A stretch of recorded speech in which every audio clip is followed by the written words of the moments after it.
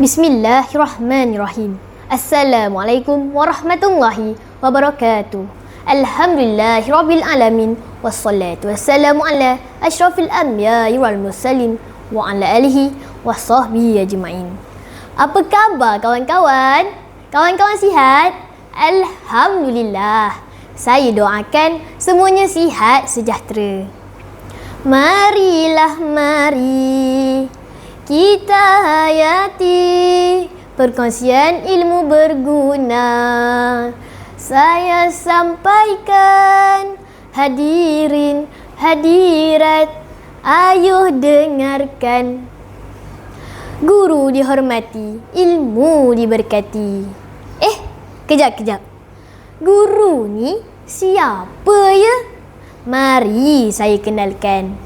Guru ialah insan yang mencurah ilmu, membimbing akhlak dan mendidik jiwa agar menjadi insan yang mulia. Dalam Islam, guru dipandang sebagai insan yang sangat dihormati kerana mereka ialah penyambung ilmu dari generasi ke generasi.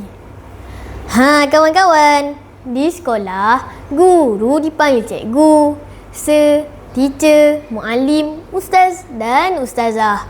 Walau apa pun panggilannya, kita wajib menghormati guru.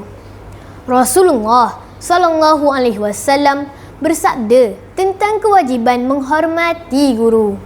Barang siapa yang tidak menghormati orang yang lebih tua, tidak menyayangi orang yang lebih muda, tidak menghormati para ulama, maka mereka bukanlah sebahagian dari kami. Kawan-kawan, kita mesti pernah dengar guru memberi teguran. Murid-murid, kenapa kamu masih berbual?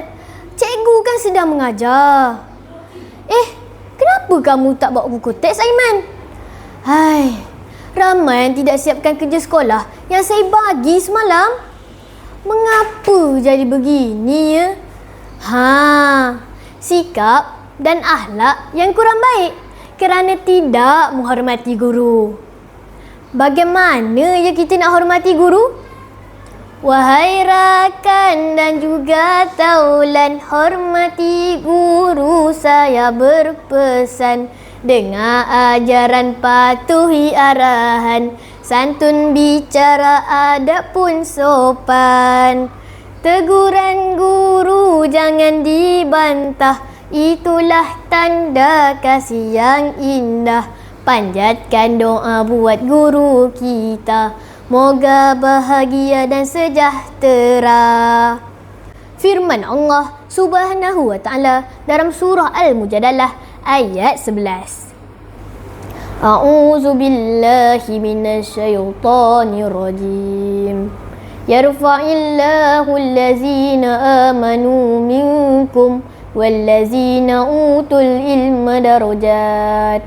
Maksudnya, Allah akan meninggikan orang-orang yang beriman di antaramu dan orang-orang yang diberi ilmu pengetahuan beberapa darjat. Kawan-kawan, mari kita selusuri sirah Imam Syafi'i yang terkenal dengan adab menghormati dan memuliakan guru. Beliau ni terkenal kerana menyelak halaman buku dengan sangat perlahan agar tidak mengganggu gurunya. Ini menunjukkan betapa tinggi penghormatan beliau terhadap guru dan ilmu. Menarik kan cerita ni? Namun, pada hari ini, isu guru sering diperkatakan di media sosial. Contohnya baru-baru ini, terdapat hantaran di Facebook menyatakan murid melemparkan kata-kata kesat terhadap gurunya. Kenapa ya? Kerana menegur sikapnya yang tidak menyiapkan kerja sekolah. Kawan-kawan, jap saya nak tanya. Apa beza matahari dan bumi? Matahari memberi cahaya tanpa mengharap balasan. Begitu juga guru, memberi ilmu tanpa meminta balasan.